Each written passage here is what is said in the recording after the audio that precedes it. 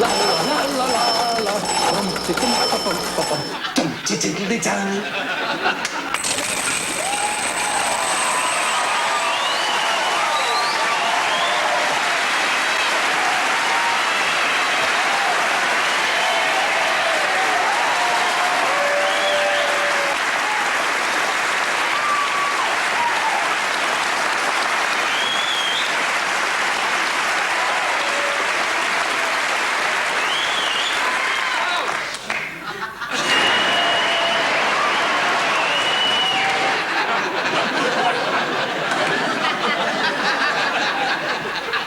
So tonight, if you suck, they come in.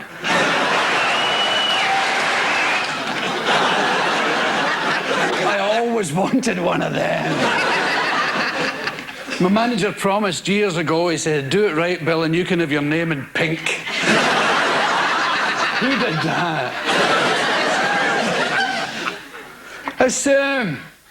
It's decidedly average to be here.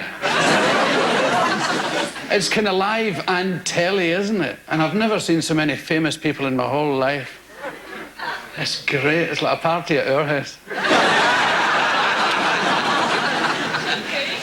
I love it. I start very slow.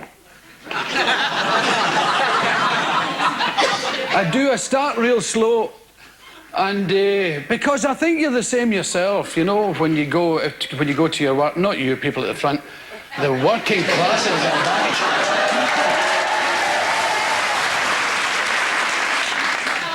The ones they talk about in those political programmes as the ordinary people. All you ordinary people up there.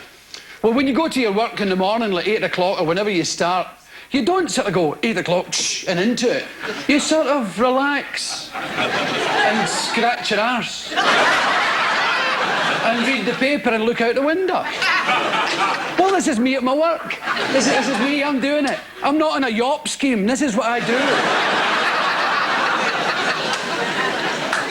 Easy, isn't it? Well, I've thought a great deal about what I should say to you and how I should conduct myself tonight in front of you.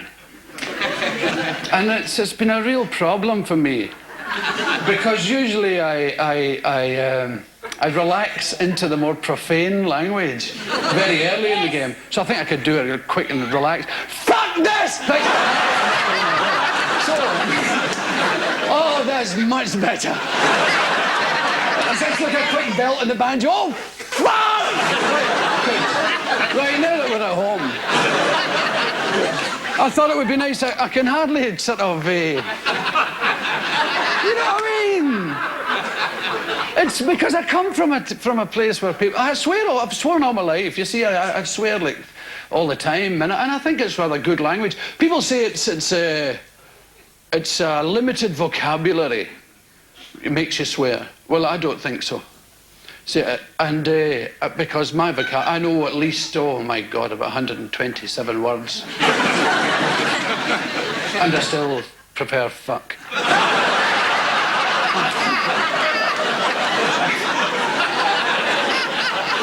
You see, I've never found the English equivalent for fuck off. And it isn't go away. Because go away kind of dissipates, doesn't it? It goes, go away! Go away, shoo! Shoo! Go away, go! There's no conscience, like, fuck off!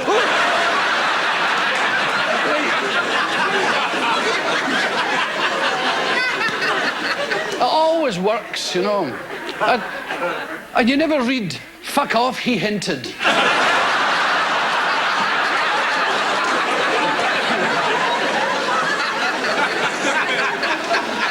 I thought I'd tell you, in case you want to ask me something. I bet you don't now. Now that you know the answer. And it's awful. Every time I open my eyes, I'm looking at one of my heroes. It's like a nightmare. I did this once before, you know. It was in the year that Scotland qualified to play in jail. You know, Scotland always qualify. You have to think of the year. I think it was 74 or something. They were playing in Germany, and the guy who was supposed to make money for them kind of ripped them off. The Scottish football team, that is. And they ended up by being given a sort of a 6-month loan of a Vauxhall. Jet set stuff, isn't it? You own a Vauxhall for 6 months. So, Willie Ormond, who was the manager, asked me to go down and entertain the team, and it was hellish. It was just this room full of Dennis Laws and Billy Bremners. I did the whole thing with my eyes shut. It came out my eyes. God, it was the best laxative I've ever known. So I was going to tell you a bit about myself. You probably know a lot because I've kind of become the darling of the chat shows. But I should tell you I lie a lot. So some of it wasn't true. I've made myself very windswept and interesting as the years have rolled on. Because I was born a sort of fart. You know. I've tried everything to be exotic. You know, and I've fought being plain all my life, but it keeps coming back. I always look... When I buy something expensive, I look as if I stole it, you know. That's what I look about me. You know, people give me presents, you know. Like Cartier glasses, and the police go, "Where'd you get them?" They stole them out of a car. So it's weird, you know. I've got this mark on me that says nothing. And I don't know where it is. God knows I've tried everything. But I was born in Anderson in Glasgow, and it's sort of down at the dockside there. And I don't remember it much because we left when I was about 3 or 4, and I was brought up in Partick in Glasgow, where Partick Thistle originally came from, the football team, Partick Thistle FC. I say that because most Englishmen think they're called Partick Thistle Nil, right?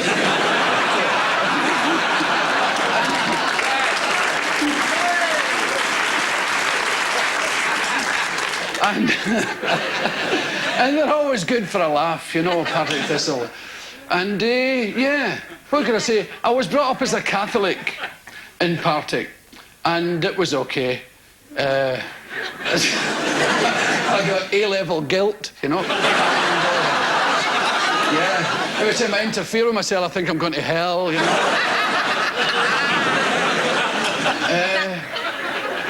Yeah, it was an okay education for everybody else. I think I spent most of the time watching pigeons screwing in the reef. That was it. That was the education. But I was very lucky because there was full employment on the Clyde, you know, and that was the way of Glasgow then. The shipyards, the schools opened their doors and the shipyards opened theirs, and everybody poured in. And I became a welder. I was actually becoming an engineer and joined the wrong queue. And it's the truth, because there was everybody had jobs, go like, engineers this way, Mr. Hughes, and I joined the wrong line and became a welder. And I started being an apprentice welder without even knowing what a welder was. I didn't know what you pressed to make it work, for Christ's sake. The stuff. That was it, and I joined the Territorial Army to make myself a bit more exotic. I did. It was the parachute regiment. And I got my red beret, and I looked like acne. I had my uniform, and I got my wings and everything. And we did an exercise once. It was a complete and utter waste of time, as the entire Territorial Army is. We did an exercise. It's a dreadful waste of time and money. Oh, I swear, I mean, we did an exercise in Cyprus.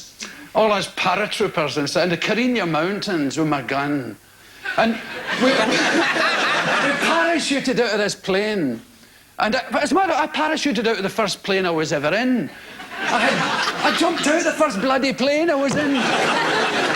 It was the 9th flight, I think. Something happened to one of the engines and we had to land, and everybody was shitting themselves. I said, "Oh, great, we're going to land." That was that.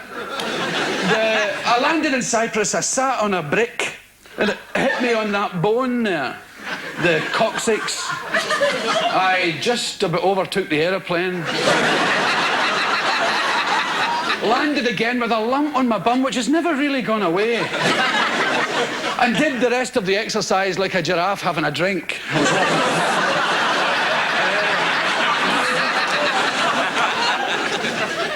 And it was full of little moments, you know. And the parachute regiment chased the Green Howards through the mountains for 10 days, and we caught one. There was thousands of us, armed to the teeth, bayonets down the trousers, and it was great. They'll pose it. Everybody looked like Rambo climbing.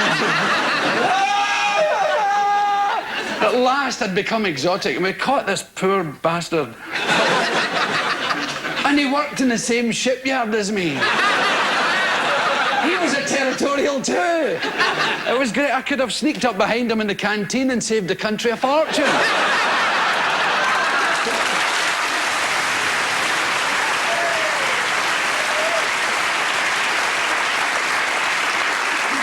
And to give you, for those of you who don't know what I do, that must include me, really. I've never really understood what I do. But I've been intrigued for many, many years, since I was a wee boy, with the way ordinary people behave. I've never found famous people awful interesting. It's one of the great letdowns of my life. But when I found ordinary, just plain Joe Smiths, I found they do the most incredibly exotic things and make me roar and laugh. If I could give you a wee example, my brother is, when he told me, I thought I was going to hurt myself. Really, I mean, it just took my breath away. You see, I spent many years working in the shipyards, roaring and laughing at extremely funny men, and wondering why, when I put the television on and watched a comedian, it didn't make me laugh the same way. But this is roughly an idea. My brother is a postman. This is the truth. He's a postman, right? He's because about Glasgow doing his giving people letters and stuff, as a postman's wont. And at the time, they were pulling down buildings in the area where he delivers his letters. You know, the way they pull down slums and all that. And they had a rather unique way of doing it in Glasgow. The first thing they did was they went into the building, the tenement, you know, and they've got maybe 8 doors, sometimes 10 or 11 doors on the various houses, depending on how many on the landing, you see. Because sometimes there'll be 2 houses in a landing with 2 rooms and a kitchen, and a wee one in the middle with just 1 room. That was called a single end. And they've tried to get rid of them. And in one way it's a great idea, in another way it's not such a good idea. But anyhow, they took all the doors off the buildings first, and they made a fence with them. You see, round, and then they pulled the building down with this fence of doors. And my brother, one day, he went up. He's a postman, right? And he went into the... In Partick, where I come from, he went up into the building and he went to, or Mr. McDonald, whoever, went to... And it says, Campbell on the letterbox. So he knocks to ask Mr. Campbell where Mr. McDonald has gone. And Mr. McDonald opens the door. Hi, oh, hello, son, what is it? Oh, here's your letter. It's your door. He said, oh, yeah. He said, I found this door. Oh, yeah. He says, aye, it was in a fence along the road there. I thought it was a cracker, so I've nicked it.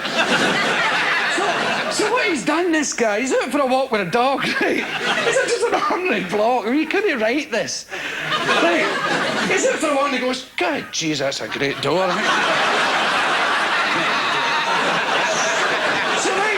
He's away home with a door, right? So he's taking his own door, because it's night, right? He's out with a door, so he said, better, right? So he's taking the door off his own house and lent it again, and then taking the good door and put it on. So that's a cracker, right? This is what I do with my own door, and he thinks the lavvy needs a door. He's got an outside toilet, and the door needs... Right, so he takes his own door. He takes the lavvy door off, and puts his own door on the lavvy, and then takes the lavvy door and puts it back in the fence.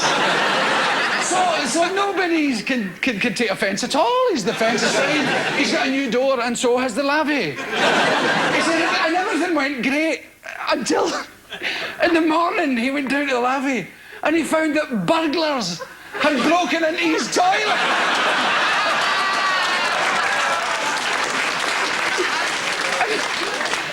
I wondered what the burglar thought. Going, right, this house'll do. Jesus Christ! What deprivation!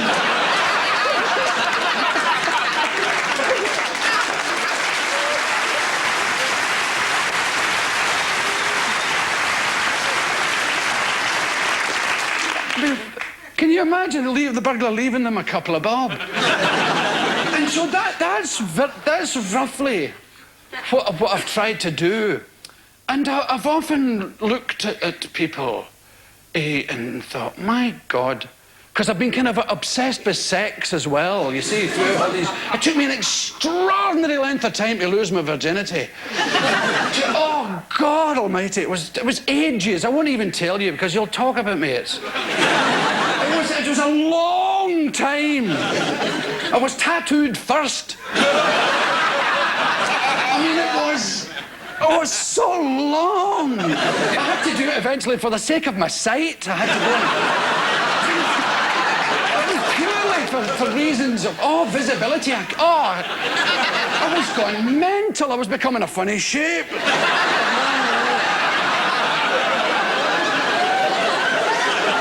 It was just awful. Aye.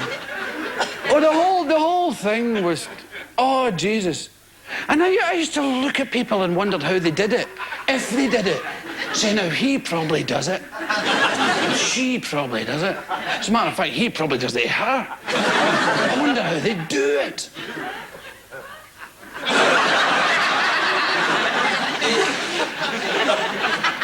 And I wondered if everybody had been telling me the truth, you know. Did you really, were they taking the mickey? I mean, if I go like that, they go, get, piss off! To practice on things, you know. I've never had a dog or anything. So it's weird, you know. I should read things and sweat a lot. And I used to look at big fat people, huge, obese, gigantic people. I said, I bet he does it. And I bet she does it. And I wonder how to do it. And I saw a man being interviewed on television. And he was in the Guinness Book of Records for being the most greedy person on earth or something. I mean, the man he was from Texas. And he was the fattest. He was actually kind of lying down to be interviewed. He was looking over his waistband, you see. And I thought I looked at the fly on his trousers. I was like, that was vast. I thought, my God, it's like Cyril Smith's trousers. Where do they sell big Y fronts that size? Or do they get them custom built, you know? So I was looking at this and I thought I was going to count the buttons. There was about 47 buttons. And I thought, well, his wife's a huge big woman as well. She was talking away. Oh, it's wonderful to be in the Guinness Book of Records. And I thought, well, I reckon, do you know? I reckon the meal.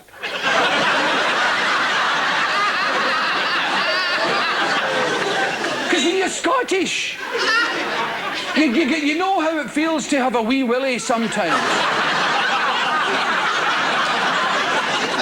No, it's not. Scottish people don't have wee willies. No, I didn't say that. I'm not guilty of such racist thoughts. But I've been on holiday in Aberdeen.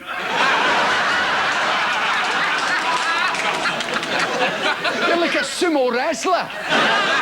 You go and swimming at Aberdeen. Your willy's like a baby's one. There's a wee point on it. You feel so stupid when you look at it. And the other bit underneath, your little marble pouch. It's like a walnut shell.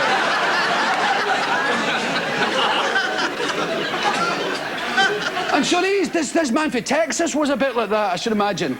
I mean, his wee willy show and his wife would be, her stuff would be under here too. So they must sit there like sea elephants up on their knees, saying, right, Nelly, okay. Right, grab an armful. This thing on here. Right, up we go. person appears. And this huge big armful of stuff wobbling. Okay, wait. Okay, more. Right, now!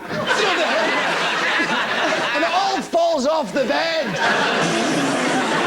Fills the whole room.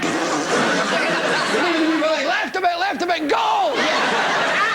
So that's kind of roughly what I think about.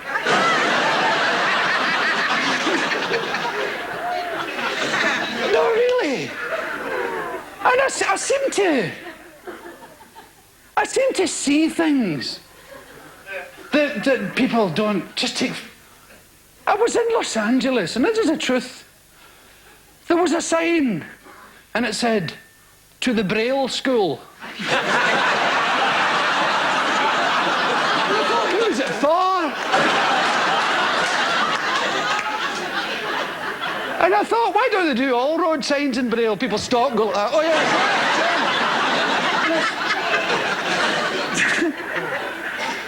And it's odd, I must say.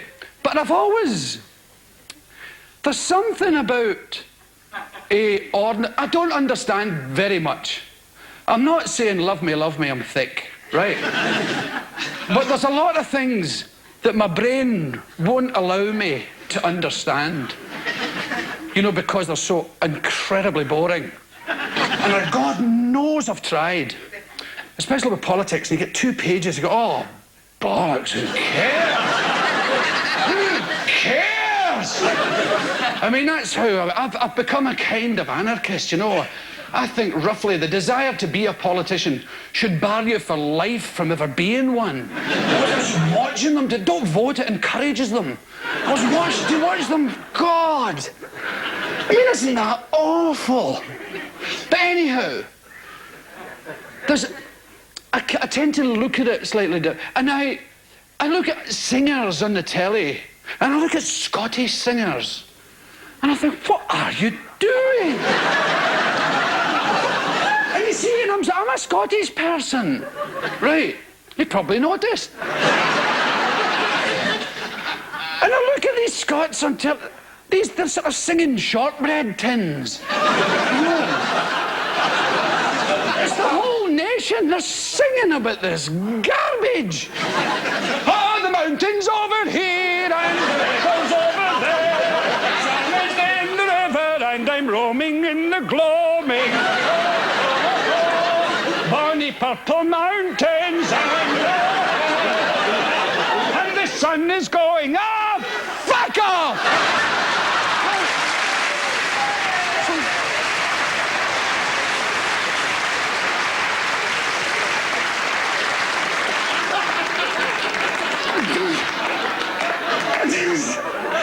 I don't even begin to understand that.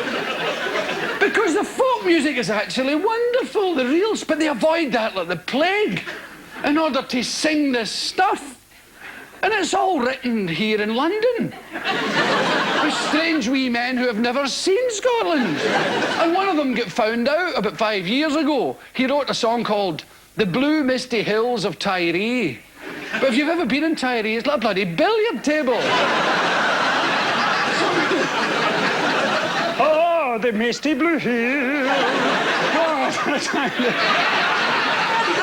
and there's this never-ending line of Highland weird people. I mean, I'm not saying the Highland people are an amazing race of people, lyrical, nice people. But there's this section who keep turning up on television in Scotland. There's Rhine Island shirt and a space in the teeth. And the wee badger handbag there.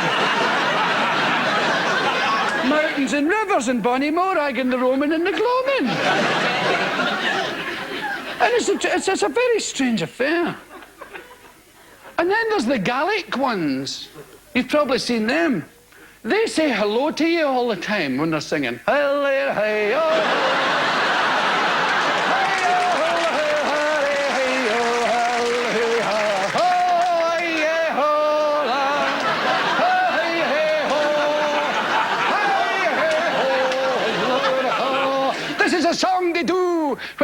dashing up the Harris Tweed to send it off, and he'd say, why are you wearing a Brine Island shirt?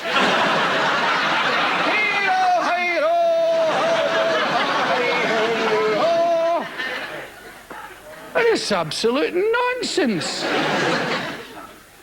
And we seem to produce in Scotland a kind of religion that's very strange too. It's the most patronising thing in television except for the weather. It's Winsy Willis here. Hi, Winsy Poo. I was just thinking, your television treat you like you're 4 years of age. Now here's the weather. This is the country where you live.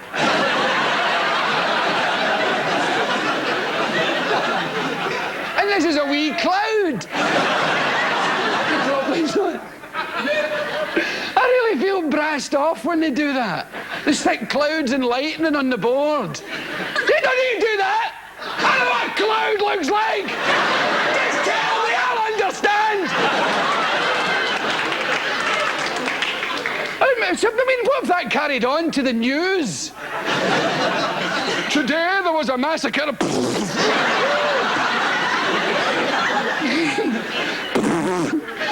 Goo running off the desk. You have to behave yourself. I can't get it. But anyway, I was saying, that kind of singing, you know, women sing kind of weird up there. They've spoiled a lot of great songs. You know, Robert Burns wrote some real crackers, and they spoil them with that strange way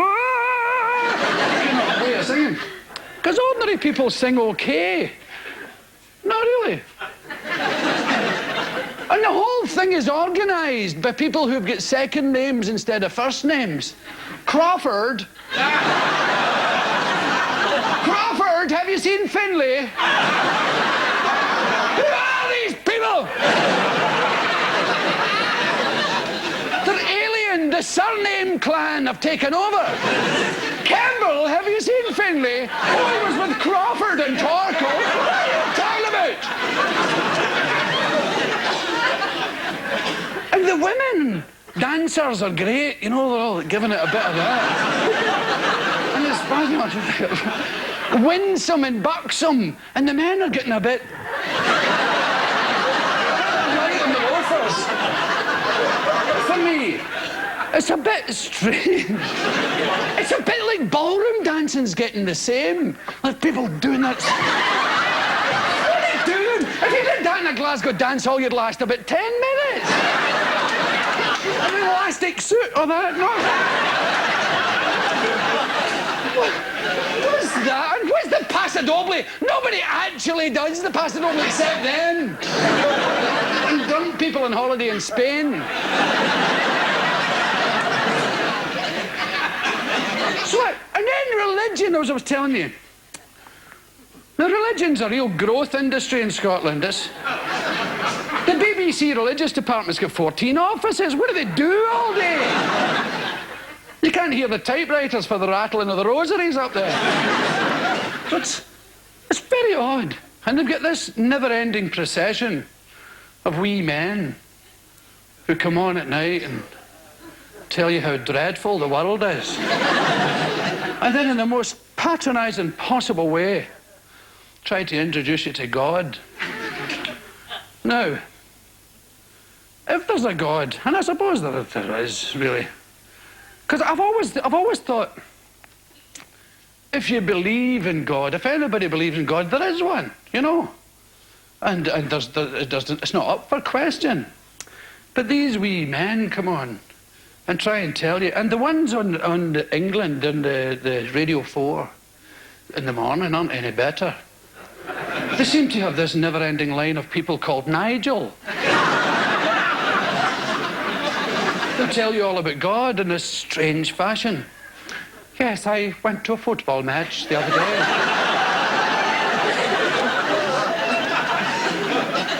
And you know is the key, right? You know.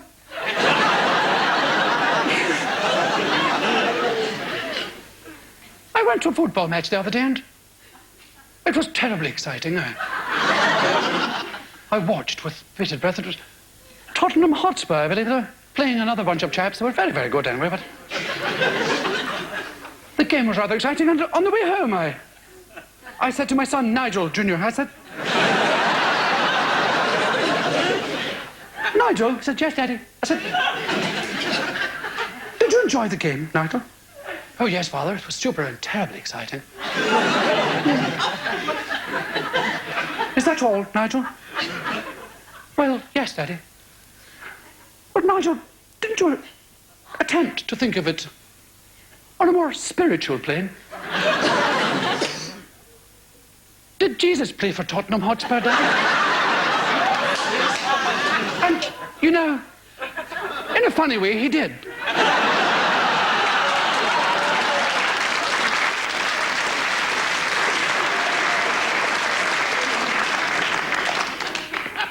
My radio's all covered in muesli. It's got this sort of pebble dash finish. I'm always eating my breakfast and swearing at the radio.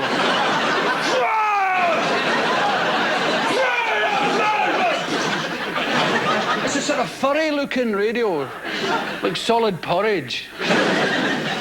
It's great. I was going to tell you something else about that. Why? These singers, you know, in Scotland, they don't... You see, I like the way people sing when they go to sing it, you know, like at parties. Now, the worst thing about show business for me is the parties, you know, because they're kind of boring. And, I mean, I've been to some nice ones and stuff, but they're not as good as actual parties. Like I remember from Scotland, and I'm sure people down here, you know, working people all have parties, and yeah, unknown people going, yeah. And you have you get a great deal of booze, or whatever is your choice, and you go, right, 5 minutes, Mr. Connolly. Yeah.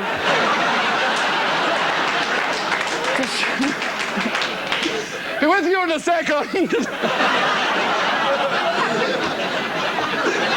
Yes! Business. So,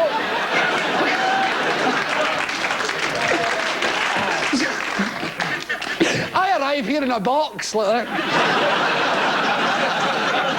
5 minutes, Mr. Connolly. Yes! Here to entertain you. So I've started touching my willy. It's one of my more sort of disconcerting traits recently. Because I've been talking about people who touch theirs, and it has led me to touch mine. And there's a strange comfort to be had.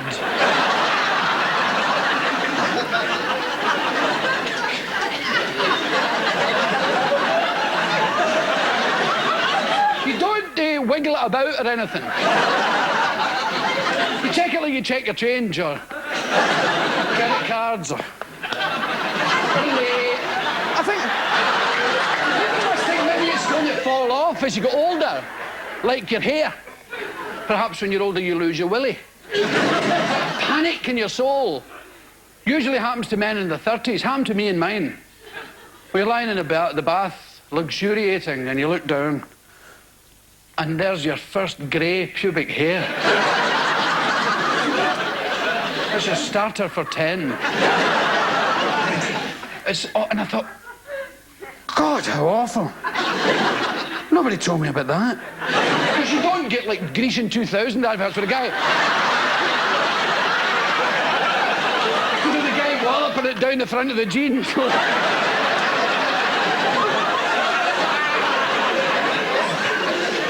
That's another thing I love, is adverts.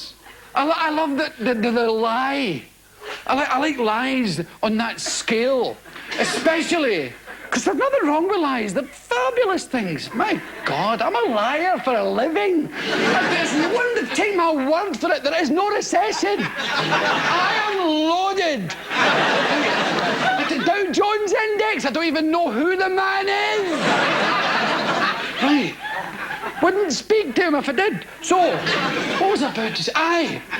On a Saturday morning, in the papers, you get these adverts for things that they obviously can't sell. And the people are going, oh, fuck, God, leave it out. What? You know, a combined cigarette lighter and coat hanger or something.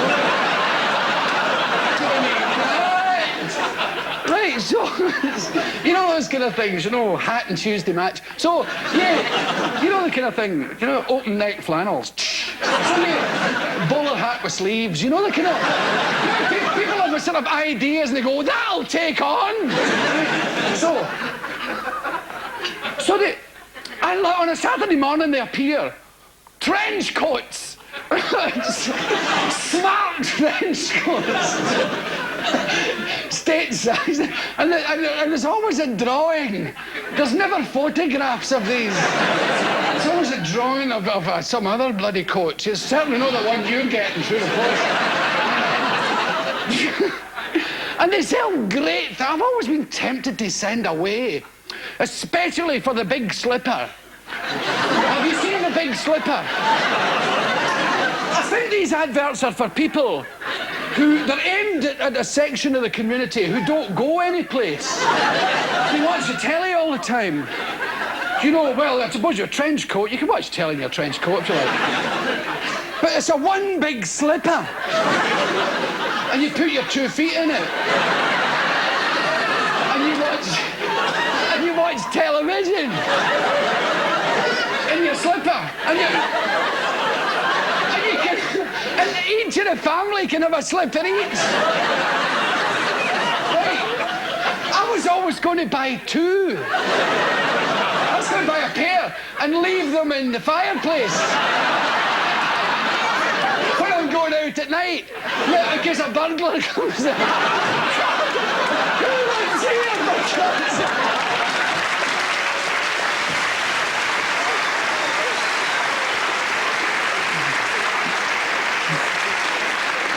And have it on one of those sensitive pads under the carpet near the slipper that switches on your stereo. Right, so as he goes, God, look at the size of them slippers, and the stereo goes, right, you bastard. Ho, ho, ho. So you can cheer the world up by doing things like that. A thing I haven't noticed in England, which is a very, very good thing, well, that is, it's a good thing you haven't got it, is in Scotland they say, well, that's all from television tonight.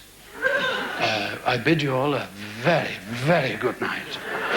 And especially those of you who live alone. You know, should have just reminded them.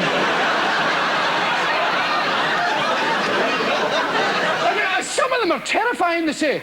And those of you who live alone, don't forget to lock the windows and stuff like that. And make sure the flamethrower's working. And the Doberman pincher's got the elastic band round the willy. Keep it out. Don't let it nod off.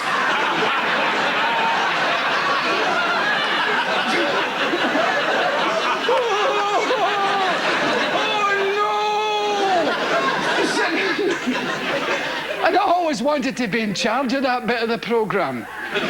You see, especially those of you who live alone. For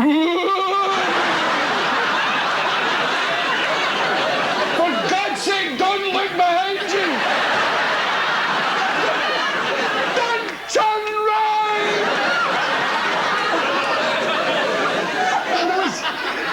Another one they do is they say, and that's all tonight, and I hope you enjoyed the programmes as much as we did.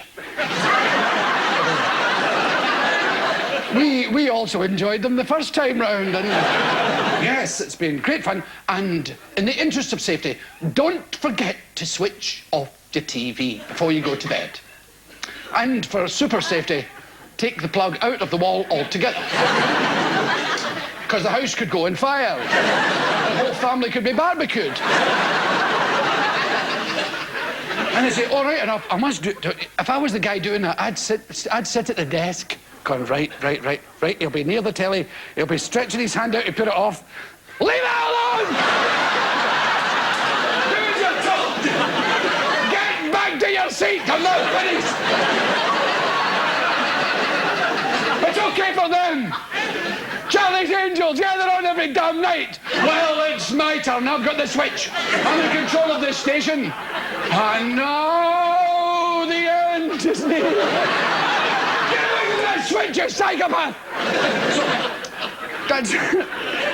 But these adverts, there's the big slipper. And save pounds! They have a pound sign that goes down and down and down. Save, boom, boom, apostrophe S's. Cut your own hair with this thing. And they have this lethal-looking thing with things down each side and a handle. And of course, you buy it and you go, my God, the minute you 3 feet from your hair, a big chunk falls out the side. Because hair's like that. You know, you've always, the barber always feels the hair that's dead as he's cutting your hair. You don't, you just see the result. But when you're actually just chipping away, it's a huge lump. It feels like a massive big lump. Oh my God. But I'll give you a bit of advice. Where are you going? Get back to your seat. Nobody leaves. Okay, lock the doors. You're stolen something. Nobody leaves this building. I'll get him. Where's my bloody gun? Right. So if you buy that thing and you'll be in the bathroom trying it because you don't want your family to see that you've bought it, the normal thing is go, oh, bugger that, and leave it. Throw it immediately in the bin. Because the time will come when you're out with the lads or whatever, you're at a party, a bit pissed. Yay! Take him in, Dave. Oh, there's that thing! Hey!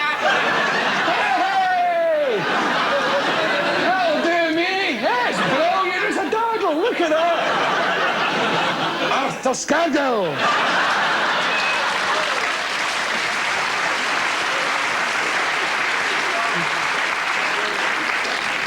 There's another great thing. It's an energy suit. And it's like a sleeping bag that you wear when you're sitting in the house. So sleeves and things. And the idea is to save energy, so you put your big suit on and your slipper there.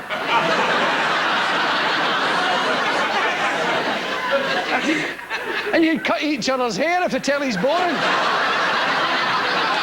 And there's another fabulous thing. Incontinence knickers. There's always too many incontinence knickers. I think they were expecting a sort of plague of incontinence. I think maybe it was at the last budget or something. They expected to sell a lot of them. Oh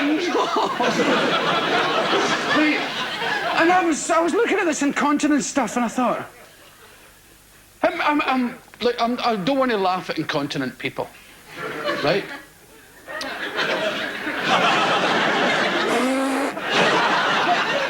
It must be terrible, right? Being incontinent. You know, you get all dressed to go out and you go, psh,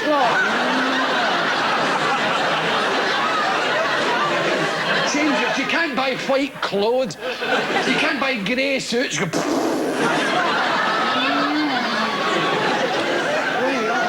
Jesus Christ. Right.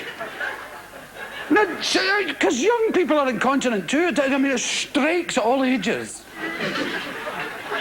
Suppose a young, trendy guy. Hey.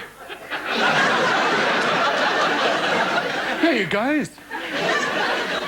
He's trying to sneak back to his seat. Get back! You haven't missed a thing. I was only killing time to get back. Go on. So the guy's young and trendy. Says, and then he sees the advert. Right, that'll do me. Give us a pair of them. Give us a bit of that.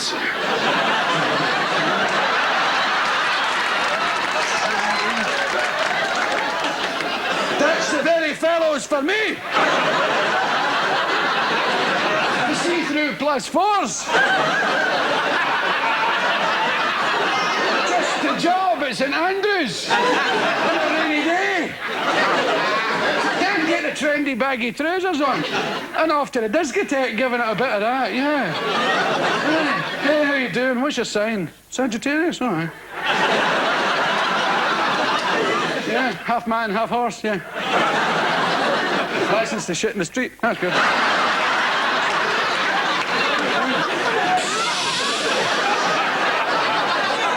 Cares not a jot.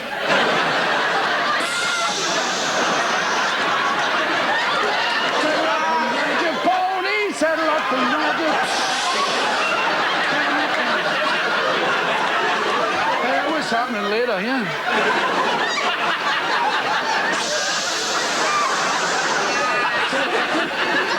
There's 7 gallons down each leg.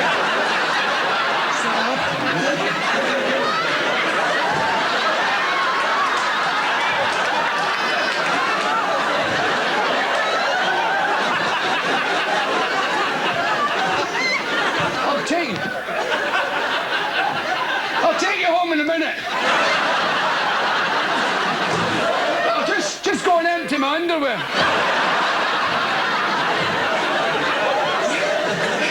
Into the toilet and loosen the thing like that. The Thames level goes, film disappears. Oh, they're fabulous. You should read these adverts. They're in the energy suit. See, so you can wear them under your energy suit. And there's a tray. There's a great tray you can get for sticking on the side of the settee. It clamps on. In case you're a bit overheated when you're watching Starsky and Hutch, you go, oh, not yellow grey all over the carpet. And it's got holes in it. So your stuff sits well in, wedged in. Your tea and the custard creams are all in wee places. You see, in your energy suit's to save energy, so you switch off all the heating and get the suit on. Nickers cutting the hair. And my favourite, dog bags. Keep dog hair off the furniture. With this breakthrough dog bag. And it's a bag you put the dog in. And it ties around his neck.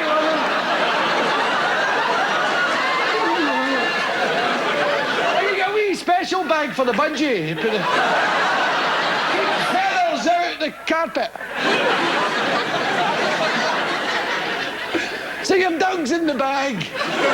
And you're all sitting with a big slipper each.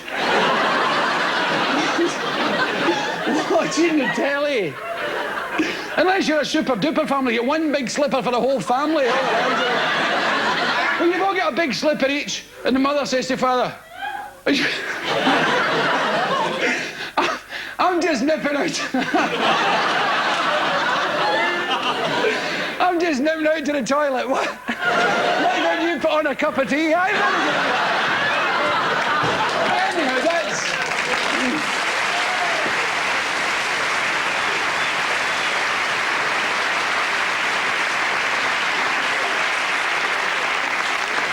And the other bit about my life before I got here, to this stage, you know, to this part of my life, and is I used to be a folk singer, but I was dreadful. I had a voice like a goose farting in the fog. The whole thing limited me a bit much, you know. You can only go so far with Dead Lifeboat Man, then you get kind of stuck. And mining disasters. And it doesn't make you attractive to women at all. So a man held up a thing there in the set and spoiled my flow. And I'm supposed to... would anybody like to ask me a windswept and interesting question? Come on! You can do it! See, what I was... Funny enough, I was talking to Robbie Coltrane about this a wee while ago. We did a programme recently, me and Mr. Coltrane. And we were talking about the way real people... You know what I was talking about all that? And the way real people... See, I used to go to parties.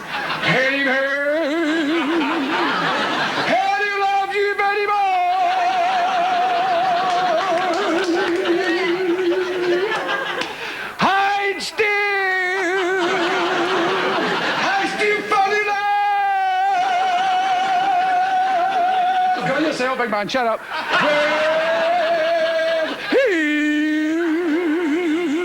See, now I loved that. I used to go to parties and listen to these men singing for years. I didn't know it was English. I thought it was some weird Scottish language. I went round the music shops of Glasgow trying to find the words. Yeah, well, how does it go? Well, it's it goes head of hall.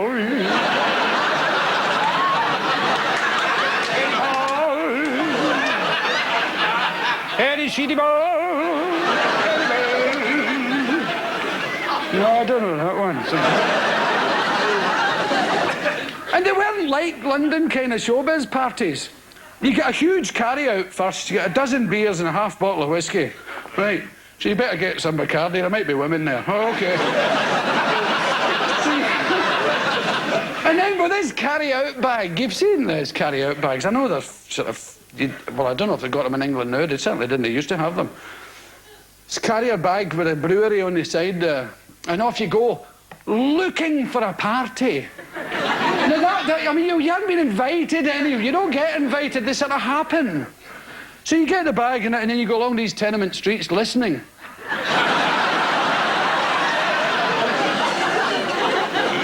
And then from a window you hear, Harry Paul. Harry Paul.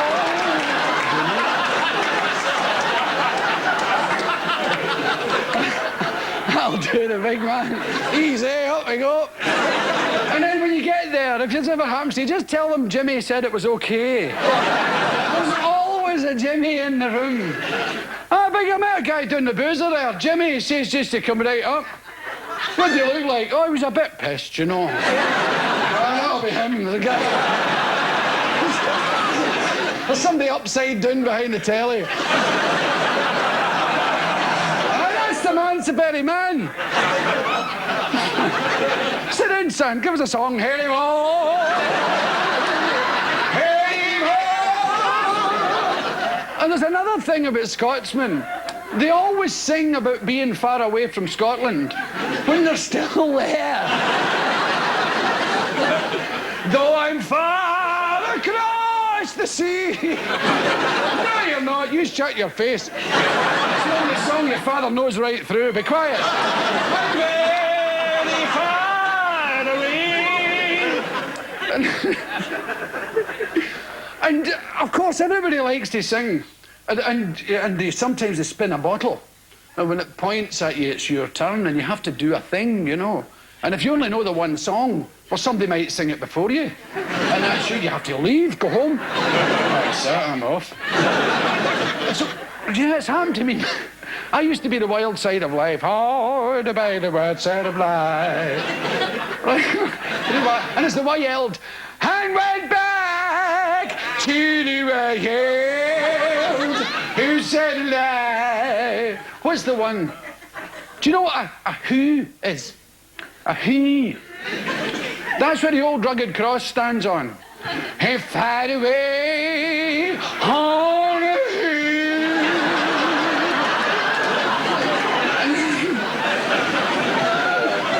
There was a guy who used to come round. Do you know the tenement buildings are in squares?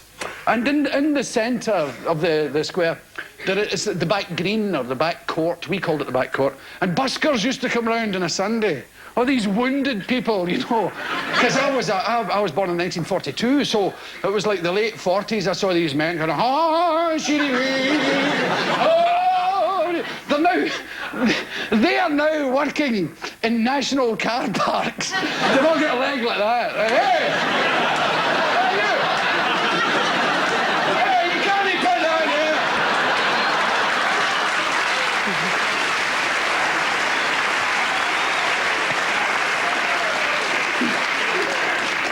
This disorder.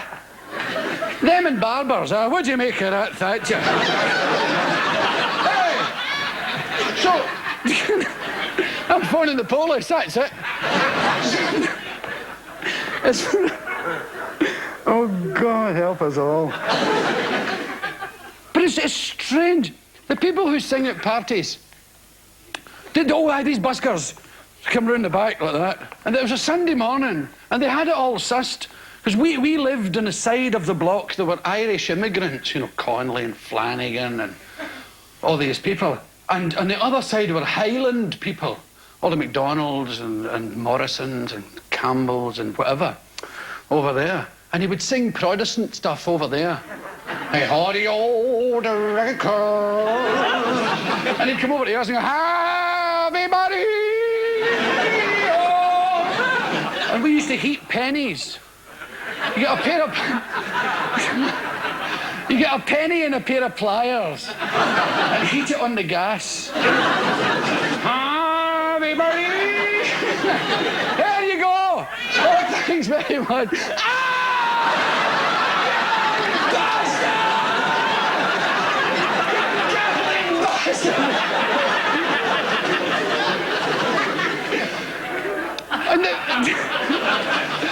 And the priest just... The priest used to come round visiting the houses, you know, to see how everybody was doing. And they were always wee lonely men. They always looked cold, priests. They were never clean, you know, cold-looking men. Come creeping about. We say, here's a priest coming. Put that television off. Right, get to your rooms. Come on, hurry up, get to your damn rooms. The priest's coming up the bloody stairs. Get into the damn room. And then, see, priests think the world is full of broken televisions. Everywhere they go, it's not working. See, a guy once told me the Queen thinks the world smells like paint, because 10 feet in front of her, there's always a guy giving it. But these tellies, and they've got no telly in the chapel house, so he's just out wanting to see Charlie's Angels. And as I say, I lived in the tenements there. And there was a warmth about the whole thing. I've always seen tenements as kind of vertical villages. People say, oh, the deprivation, oh my... Nonsense. When you're a wee boy, it's not like that. You know, it felt great. You know, there's all these nice neighbours and the big wooden toilet seats then. You know, luxuries. You know, you didn't lose the power of your legs reading the Sunday paper. Maybe it's my age. I can't walk halfway through the...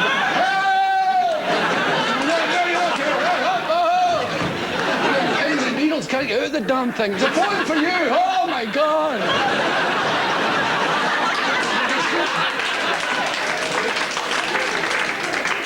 The only other time I ever felt like that, I had a drink in America called a zombie. Have you ever drank zombies?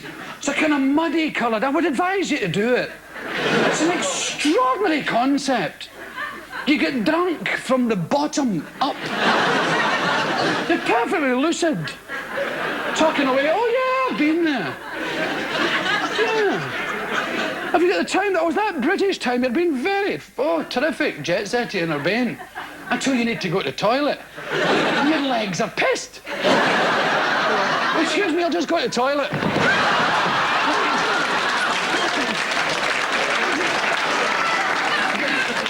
You can't get up, you see. Come on.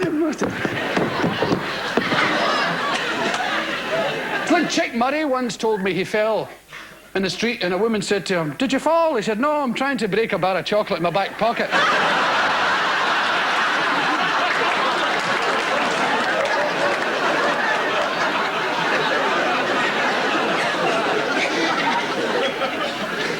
When the priests come to the house, Mother says, and see, in the tenements, you'd a bit poorish. In the winter, you'd throw coats on the bed for the kids. Yeah, a bit of coat there, keep you warm. Oh, God. The very thought. But it was actually brilliant, because you could wear them in the dark and go about playing things. Right, you wear the fur coat and I'll wear this big... And the priest's in having the corned beef sandwiches and the custard creams. Have another crumpet, Father. That's what they're there for. Come on, get it down. Thanks very much, Mrs. Connolly. There's bedlam in the room, but... Will you be quiet? We try to be quiet in there. Can hardly hear myself thinking here. I'm trying to talk to Father Flanagan here. The noise is deafening you. It's him, Mummy! It's him again! He's taken more than his fair share of the coat! What are you talking about, coat? There's no coat in there! I don't know, it's a fertile imagination. The coats are all in the cloakroom. It's a room in kitchen. Bloody cloakroom. She thinks it's a dance hall she's in. The coats are in the cloakroom, and well, you know it. They're on the mezzanine floor. Near the luncheonette. Next to the breakfast bar.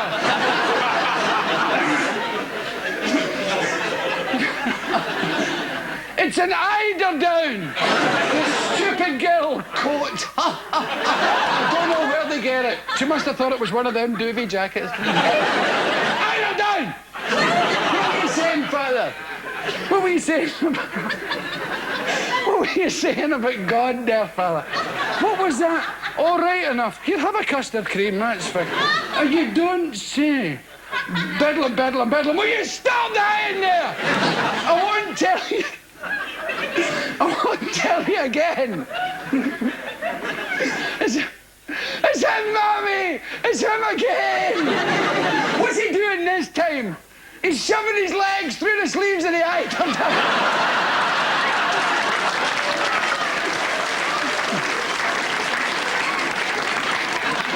See, I've always had trouble with communication. And it started at home. Nobody could ever talk to me. You say, Dad? I say, what? And everybody I knew was the same, all my friends. And the people couldn't communicate properly with them. They didn't talk about generation gaps, because it wasn't a problem. You just battered the children into that stupid person. And on it went. It was just... But they used to say strange things to you. Say, can I go out on my bike? What? Bike? I'll give you a bike.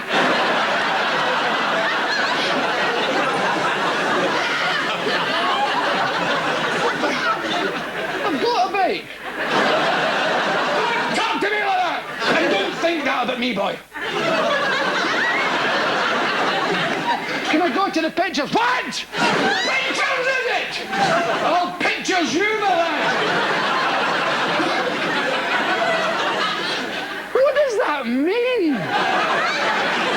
There's lots of things I don't know. I'll make you smile on the other side of your face.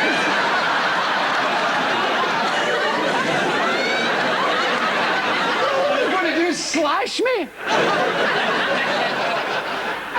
I mean, there's one they use in Scotland. I'll take my hand off your face, my boy. It's the putting on at high speed I didn't fancy. No. It was weird. They also developed this thing of telling you not to do something by telling you to do it. That's right. That's right. That's right. Just leave your underwear lying on the floor.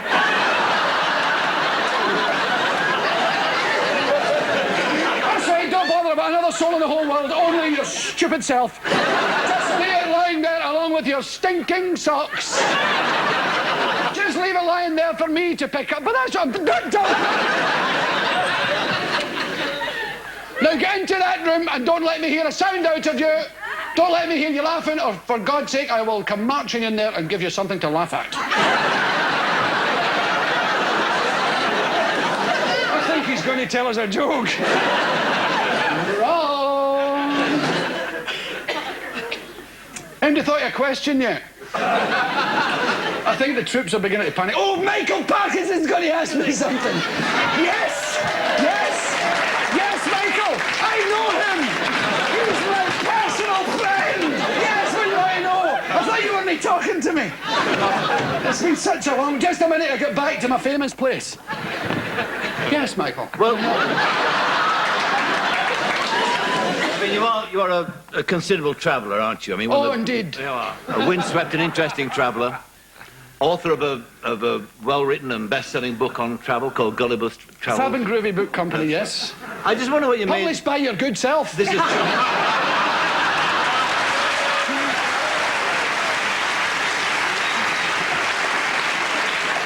You had years plugging yourself on my show, mate. No, why not plugging...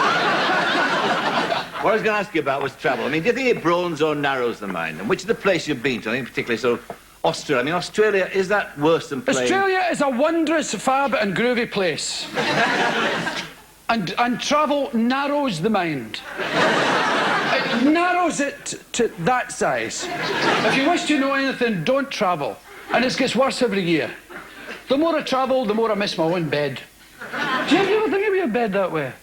The further away I go, the weirder people get. And the drums never stop. And Australia's okay. Yeah. Needs a population transplant, but it's okay. It's pretty strange. They call you poofter all the time. Which is disconcerting. I wore an earring and it's a extraordinary thing. I was playing in a town called Whyalla, which is a real toilet. It's a shipyard and an iron ore terminal. And it's, oh yeah, Caesar's Palace, Whyalla. And the man said, have you ever been in Iron Knob? Because the whole thing was a bit bizarre. Because the previous week's guest had been Tiny Tim, and I thought, this whole thing's a bloody nightmare. I'm not really here. And he said, I'd like to take you to Iron Knob. I said, I'm sure you would. People have tried before you.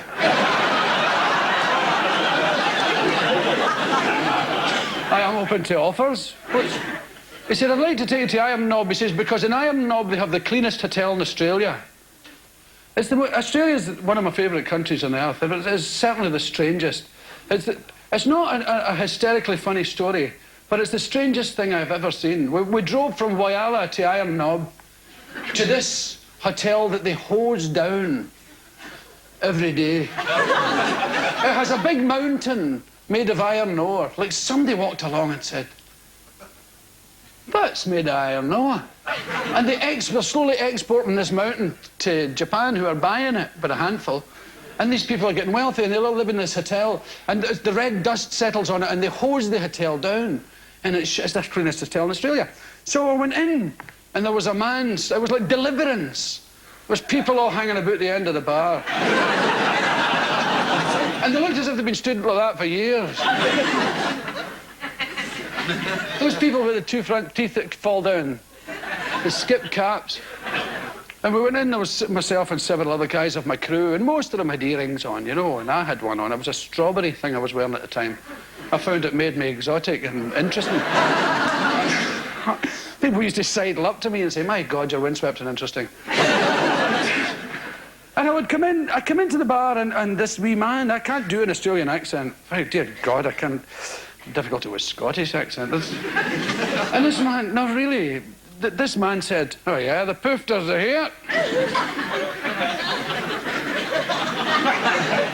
We're on around a beer, and it was poofter this, and poofter the other, and poofter this, and poofter that. Oh, it's really boring.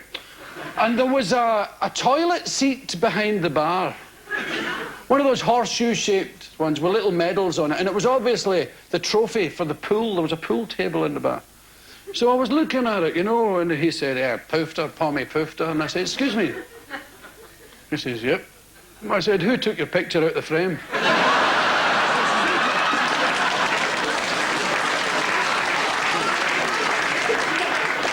and as it turned out, he radically changed. He went, hey, how do you do?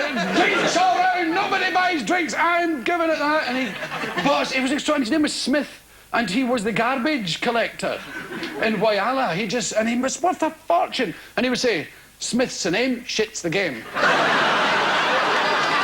Smith's the name, shit's the game, right? Right round the whole crew, and then sort of halfway along he thought, I'm being boring here, and they would say, shit's the game, the name's the same. It's a great country, Australia. I do like it. Really? Hello. Oh, God, an Australian. Actually, when I was growing up in Whyalla,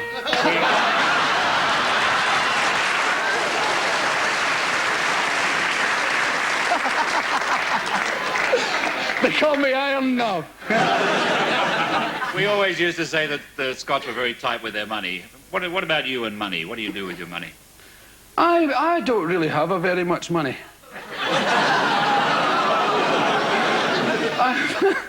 I spend it all in Langans. You've probably seen the picture in the paper. I've tried. I do not understand money. I've tried extremely hard to be Scottish about it and keep some. You know, but it seems to... I can't handle it. And when I get ahead of the game, I say, God, you've done well, buy something. And I have nothing again. And I've tried understanding Dow Jones Index and the Financial Times 20 share. I have no idea what it is. And I will never have money. Some people will have money and others are going to be skint. Some are going to be famous and skint. And I am one of them. And I've heard all the stories about Scottish people who dropped 50 pence, bent down to pick it up, hit them in the back of the head. Copper wire was invented by two Scotsmen fighting over a penny. But I can't handle it. I don't know. I haven't any money. I've got no money stories either.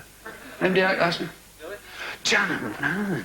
Billy, when I first came to London and spoke with my Scottish accent, I was so conscious of it feeling very flat-footed, and I wondered, when you came to London to begin with, did you have awful problems with the Scottish accent? I did. You know. It was, well, I didn't really have a problem.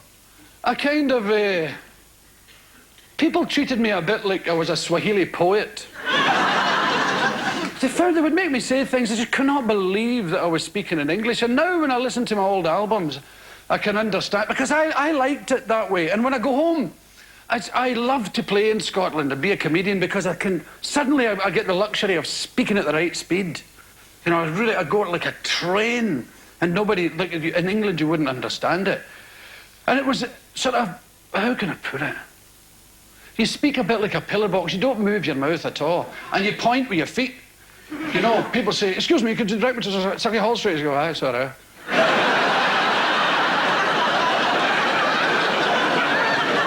Much. I think it's something to do with the climate. And we're a bit strange because most of us are conceived while our parents are fully clothed. It's the climate, you know, 2 seasons, June and winter. There's a lovely old variety theatre joke. See, most of the policemen in Glasgow, he came from the Highlands, those big beefy Highland red-faced guys. And they told jokes about them like the way people tell Irish jokes about silly Highlanders. And the great end of the pier Scottish one is the policeman who found a drunk man lying in Sucky Hall Street and dragged him into Hope Street because he couldn't spell Sucky Hall Street.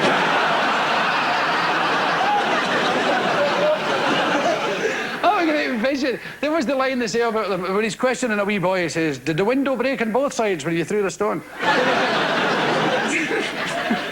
Were you on the bicycle when you fell off? Just kind of, yeah.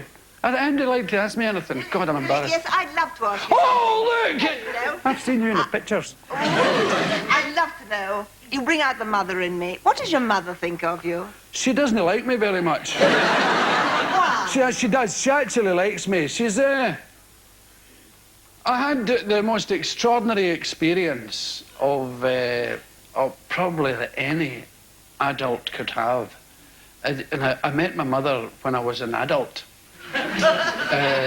Really, my mother and father parted when I was a small child, and it was a deeply embarrassing thing for me because I really blew it. My mother, who was obviously very nervous, came up to me at a gig, and she said, "You're Billy Connolly?" And I said, "Yeah," reaching for the pen. And I felt really stupid. It was extraordinary. I'm glad you asked me that. It was an extraordinary moment in my life to be confronted by my mother. I was looking for bits that looked like me, you know. And she looks a wee bit like me, you know, around the eyes and the nose there. But I think she's kind of... We don't keep much in touch. I don't really keep all that much in touch with any of my relatives. But I think she's like my father, who we keep more in touch, my father and I. He tried to like what I do. But he's a practicing Catholic. He's a devout Catholic. And I did all that stuff about the Last Supper and making fun of all that thing. And he was deeply wounded by the whole affair. And then slowly, when I stopped doing it, he got kind of better about it and more open-minded. And then he came to a phase where he tried to look interested in my show business, about which he knows nothing at all. I'm the only one in the history of the entire family ever to go to the theatre, far less perform in it. And he would say things like, he would look interested. Oh, yeah, hello, Bill. Is this you back in town again? I say, yeah. And I was all hairy and beads and flared bottoms and peace and love. Yeah, hey, ding-a-ling-a-ling, bells. Ding, ding, ding, ding, it's me, yippee, yeah, we're home again. I said, yeah, is that you back? Yeah. Yeah, and he would say, busy? I say, yeah, I'm okay. You say, have you any jigs this week? and jigs, they have remained. You know when somebody makes a mistake like that and it's too late to tell them? Oh, actually, it's gig, Father. So jigs, I say, I've got a few jigs now. I got a new guitar once. And I'd spent a lot of money on this Gibson guitar. And I said, hey, I've got a new guitar. He said, oh, really? Saying that to my father, you know, was like saying, doormat, Father. I opened the case, I said, look. And you could see his wee face there. I said, what can I say about this bloody thing? And he looks at the neck of the guitar and he says, it's got a lovely handle. And so handle, it has remained. So I take my guitar handle to my jigs and I think they're quite reasonably proud of what I do. You know, I think success brings its own sort of pride and jollity, no matter what you do. I don't know what Hitler's mother thought, but... That's my boy! That's my boy over there, the one with a fancy walk. He never hits his mother, that boy. Vegetarian too. Oh, I bought a book, do you remember? I bought a book in Edinburgh, I couldn't believe my eyes. It was vegetarianism, Buddhism and vegetarianism. And I bought it because there was people looking at me in the bookshop. I said, I better buy something interesting. No, I was actually interested because I stopped eating meat and I was feeling a bit weird about it. I've questioned it all the time. I say, why don't we get tablecloths, you know? What is it about vegetarians? They won't give us tablecloths. So, it's do you ever notice that vegetarian restaurants? They're all at bloody youth hostels. People in tartan shirts. Hello? Can I help you? And they'll never tell you what anything is. Do you go to these health food shops? Everything looks like porridge. What's that? Oh, he doesn't know a muesli. What a muesli nut burger looks like. But there's never any varnish on the table. It's wire brush them all down. All I want's a tablecloth and a waiter. See what I was telling you about touching your willy? Have you noticed how many waiters touch... They go like that, yeah, can I help you? Wait, what would you like as a main course?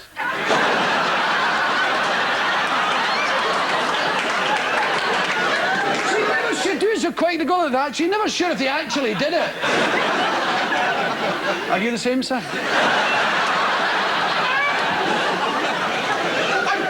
Touch the willy for some reason when they look out the window. They say, what's the weather like there? Gonna check if my bike's still outside, oh yeah.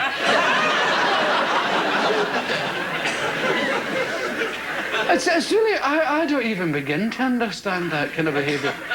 But of course, you see, vegetarianism, it sounds like Presbyterianism to me, and I've always felt uncomfortable, as if I've joined some sect, you know. Can I do... Barbara Dixon, you're going to ask me something? Yes, please. I knew her, you know. I was just Ages ago, folk singer, same as me. I was just going to say that we cut our eye teeth, as it were, in folk clubs in the 60s. Do you remember those days fondly, Billy, or do you think it's all a bit sort of funny nowadays? I think it was great. I loved the folk. See, and you'll remember, when I came into the folk scene, it was full of... See, I was a welder, right? And I had been in the Territorial Army. And so I was a really boring kind of guy. Yes! Yes, I support this country! I would die! A real arsehole. So, and I thought, I'd love to... I saw this guy one day. I went to a folk club. I called it campfire music, you see. I'd seen it in television. I thought, I love that campfire stuff. It was Pete Seeger on a programme called Alex a While. And I went to the George Square Information Office in Glasgow, where you're supposed to ask how to get to Loch Lomond. And I said, how can I hear some of this campfire stuff? And they said, sorry. I said, you know, a bit of the old guitar and cowboy songs and all that stuff. And I went along, and there was a man there, Ronnie Gilchrist, still a friend of mine, with an earring and long hair. I'd never seen a man like that before. I thought, oh, my God, look at these people. And I instantly became one, high heels and I can go here at will and go... And I bought a banjo, and I met a man in Edinburgh. I never met people like it. And there was a man, I can't remember his name, he had a dachshund. He just had a long dog. And he was strange, he walked in slow motion. His dog walked fast and he walked slow. I can't remember his name, but he played the banjo. And so few people did. And he said, I could show you some banjo. And I said, oh, great, come on up to my place. And away he went like that, and the dog. And we went up, and this man lived in a tent inside a house. And we sat in his tent because he couldn't afford to heat the room. So we sat in the tent and he showed me, what was that? Skip to Maloo. Ding, dang, ding, diddle, ding, ding, ding. And it was brilliant. And I loved it. And it got nice and nice. And I loved it until about the same time as yourself, Barbara, but maybe 8 years ago, 10-ish. It got awful. The whole folk thing, social workers liked it, and student teachers and Christian groups went, hi, I'm the Lord of the Dance, said he. I wish you fuck off.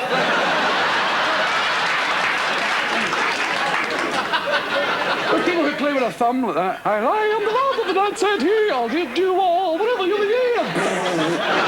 As soon as I see a duffel coat, I lose interest. Duffel coat and kickers.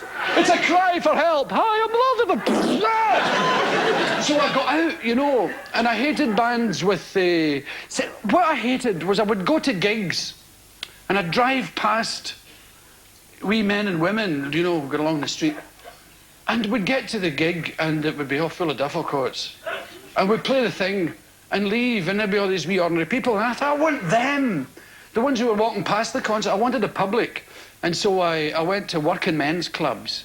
And Jesus, I got them. Oh, it was awful. And then, thankfully, I got telly, like Bill Tennant in Scotland, and then Mike Parkinson, and then, whoosh, fame. Hi, fiddly-dee. An actor's life for me. Talking about which, I got a part in a play in Glasgow called Clydeside. And the director was Keith Darvill, a really nice bloke.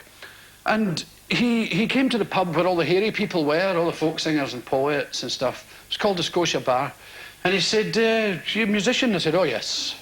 I mean, musicians sat so well on my shoulders. Oh, musician, but yes. Mais oui, I said. He says, you're the very man I'm looking for. I said, just show me the way. And we went to the Citizens Theatre in Glasgow. And he said, let's see you playing. And I went, rinky-tinky-poo. He went, that's very good. I said, I also play the banjo. What? I said, and I play the auto harp. Brilliant, you're the man. He said, I'm doing a play called Clydeside with Matt McGinn and various Scottish actors. It's going to be good. I'd like you to do the entire music. And I said, yeah. Something inside me fell on its side, you know. Owning up time. I said, well, actually, I'm a bit flash, but I'm not really very good. I don't know, I couldn't establish keys and all that, but I know a guy who can. So I went down and I got a guy called Tam Harvey, and we went up together, and I said, this is him, and we played together, and he said, right, I'll have both of you. But it was extraordinary. This was in my break to get out of the folk scene. I didn't know, I was in this, I had never seen a play before, you see. So I was in the first play I ever saw. I'm sitting on the stage, and I found it incredibly interesting. So I didn't know what a cue was. I'd never had one before. It was always right, 2 20-minute spots, on you go, cash in the hand, thank you very much. Then a cue rubbish. They go, hey, I'll do you, off. Oh, thanks very much. And that was my showbiz. And people used to talk about tabs. I said, sorry. You know, no idea. But so I was sitting watching the play. And of course, I'm supposed to be in it and reading through the script. And the play is getting along, and people are saying things to each other. And the guy was saying, yes! Oh, how tough it is down the mines! My God! And it breeds a certain type of man, you know, Maggie. Do you remember young Jamie Foyers? And they all turned round. And I'm sitting with a guitar going... And I went... And I said, yeah. And the director says, well, I said, that's fine. He's asking me, I didn't know. I said, oh yeah, I play when he says that. He says, yes. Oh, brilliant, right, Tom, right, 1, 2, young Jamie Foy. But I come in, I've often lay awake screaming, thinking about this. I come in the next day, and I got the Keith Darville. If you ever meet him, he'll tell you. And I had the script, and I had the cues underlined with a black felt tip. I said, look, I've got this idea. See, every time I have to play, I've underlined it here in the script. I said, Jesus, what a breakthrough, eh? Don't tell any of them. Isn't that odd? But look, it's just about time to wrap up this thing. Oh, you're going to add something? Oh, God. It's Michael Aspel, personal friend of mine. He probably knows Mike Parkinson very well. He's nicked his place in the telly. So, he was keeping his seat warm. It was the first one. No, listen. If you had not been born in 1942... Yes. When would you have liked to have been born? When would I have liked it?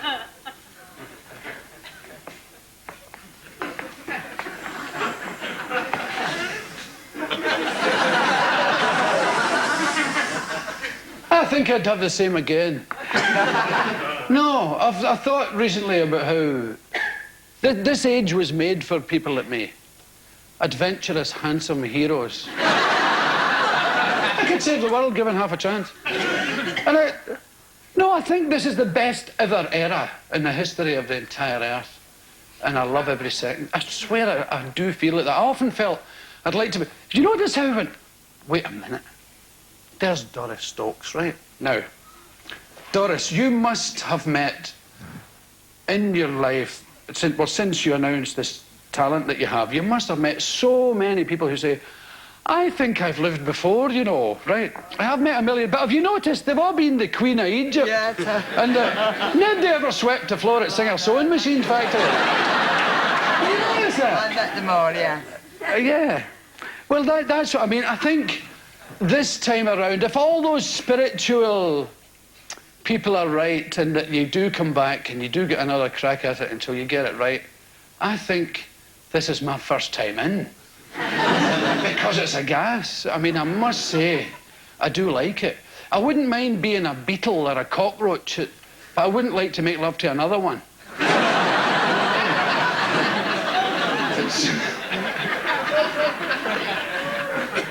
So did you want to ask me something, love? What do you do, groupies? I'll rephrase that. Well, on a Thursday. I'll tell you, I'll whip out my willy.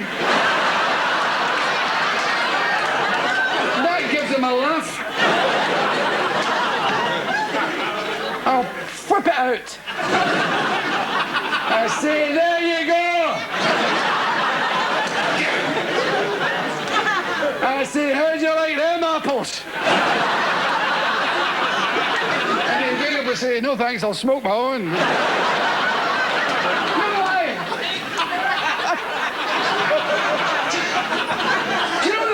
wonderful thing about it, comedians don't get groupies. Oh, don't feel sorry for me. Oh, I've done quite well. You've probably read about it in the papers. Comedians get guys telling them jokes. Hey, Bill, come here, man. Hey, come here. Hold me a minute, darling. You stay there. Come here, Bill. Did you hear the one about the nun and the 4 Alsatians? Clean it up and use it in your act. That ain't tell me. A never-ending line of blokes. It's appalling. And yet I've met some pimple-ridden Herberts who were in the charts, big queues of gorgeous women at their door. I've never understood it. I never will. I'm erudite, I'm urbane, I know a word or 6. I'm not scared, I'm a brave person. Look, fuck, I'm on a telly. See? I'm a brave person. I'm strong. I tried my very best. But look, I'm going to leave you, and I'm going to leave you with a complaint. This country is in a terrible state, according to some people, and I know why. Now, they blamed it on lots of things, and all unemployment, and the value of the pound, and all sorts of other magic things. It's because the national anthem is boring.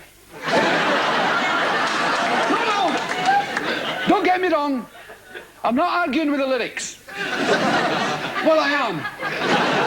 But not them all. I mean, I think the Queen should be saved. I think it's a great idea. And if anybody's going to save her, God's the very chap. Who am I to rock the boat? Not I. Nice person. Show business personality. Right? It's an appalling song. And it's racist. It is anti-Scottish. And the 4th verse is all about Marshall Wade coming up to give us a belt in the mouth. And I don't like it. And with a mighty rush, rebellious Scots to crush. Oh, do you bloody think so? I don't see any rush to Hampden to crush anybody. I rest my case. Now, you see, when you look at the Olympic Games, we can run with a flag. Da, da,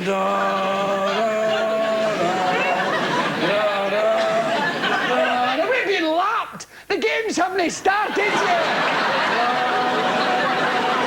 These emergent nations are giving it. We come from Jabrovia, and we don't give a shit.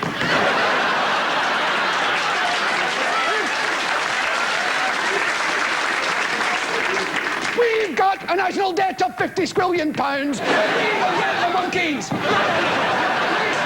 God save. All the other nations don't want us to win. Because when we win, it takes half an hour to the flag out of the bloody God save. No wonder Daley Thompson's scratching him. Season up. So I think it's time for a change. And I think a refreshing change would be to use a theme from the Archers.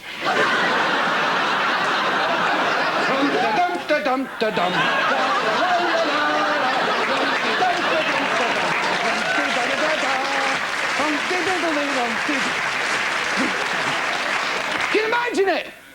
Trooping of the colour. The Queen sitting in a horse like that.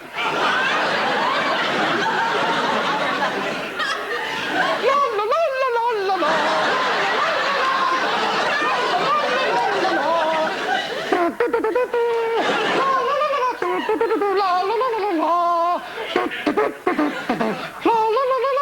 And then the public in the seats going rum-de-diddle-dee.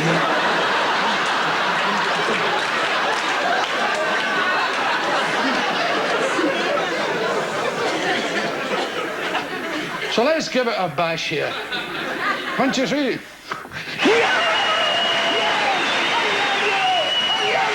Right.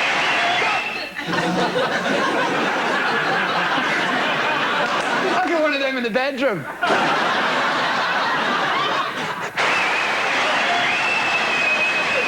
Thank you!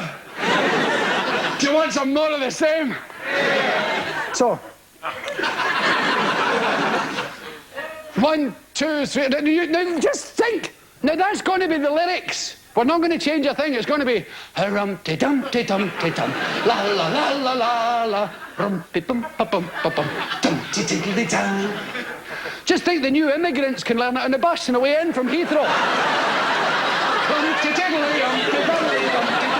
you feel as a new immigrant? You get off the bus, you know the bloody national anthem. La-la-la-la-la-la-la.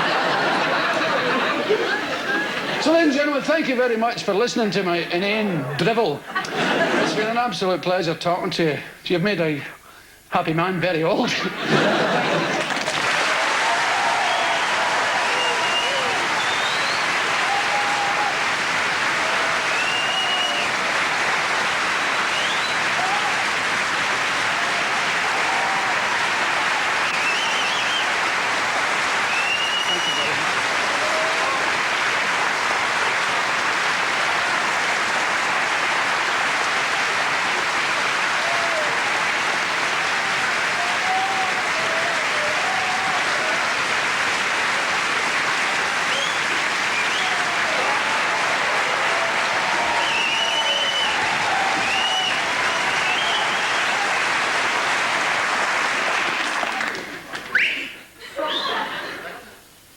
The show is now over. You have wasted your breath, shouting more, more, more. More, more, Bill, for 'twas wonderful. Lay another wee funny one-liner upon us. It is not to be. Waste not your energy. You'll only be fed up when you get to the chip shop and find out I'm first in the queue.